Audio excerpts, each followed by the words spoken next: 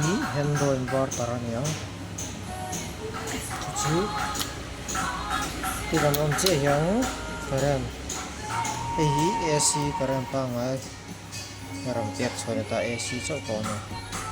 chuan kan charge do hian stabilizer ani hala stabilizer na hian current volts hi som nia om ta hi zahni som nga aya sang ron ko to chuan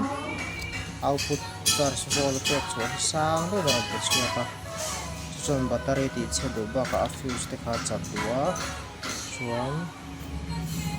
hemi AC charge na kan pek koi chho chi khan hemi inverter atanga current am pek chua au kha voltage ka zahni som nga chung lama chan man ruwa tam jok khena dol dol wa chen tlang pu chu wang chuna lo ma hi current om la ya tiang charge na kan lo on ta hian kan on ta a charge na kan on chi hian volt ja ni som nga ya san to chon heng lai charging light te eng vek ma se siam ngai a tha do ni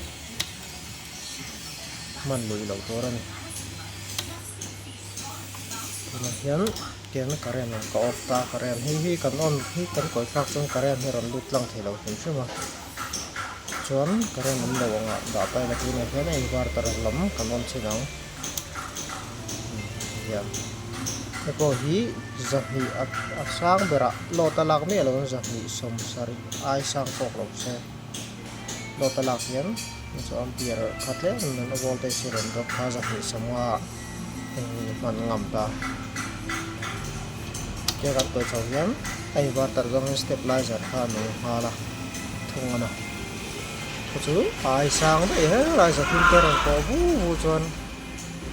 man lo to ra ni man ro sa do para la pek chodi lo na yan karem pa nga tu na hem vol za ni som hen ta yan charge na ko chho chi ta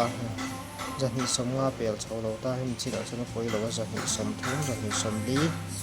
za ni atanga za ni som nga ka ra hem om nge nge se du sa ma chon charge la yan vol za ni som be la hem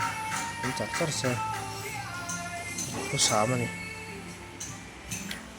battery tlawa charge pek chu kha nar tuk lo da chu battery charge chak de ke kan lu thin na ma se charge chak lu tok lu vu tang hen battery thei lo battery cell se ma do ne battery 12 volt charge to 1 volt som pa nga ai ni ke chok sang lo se chu battery tlaw na na koi mo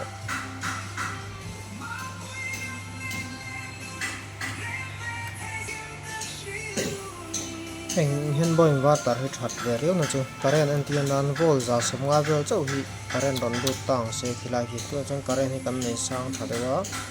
za chang chon current hiam yu pen zol za somnga pai kan hma thin lo ni ka tiang huna han kan current line te lo dim hiu mo chak lo hiu a du eng kan duang tu chu sa mani lo chuan mo kan current man tur thiru electric man rochin ho ka current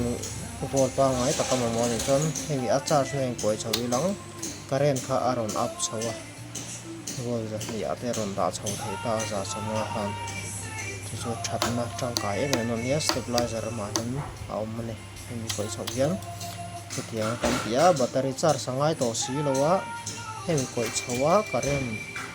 ron in up to kan du si chon battery che na kha yan ale lampang chau kha kan thom mai nga han volt za ni som ni khang man ruwa mang thei do na kha tang kai riu na lai ni an ta ho chu ka sei tul ani ko sak inverter ho hi hemi battery connection hi tiang lai ve hi atliak chat ve du em em chu atlo du dan de chu hi cable hi hian inverter hi hian abo ma mo da khan hian thut de tiri la hela hi che lo ta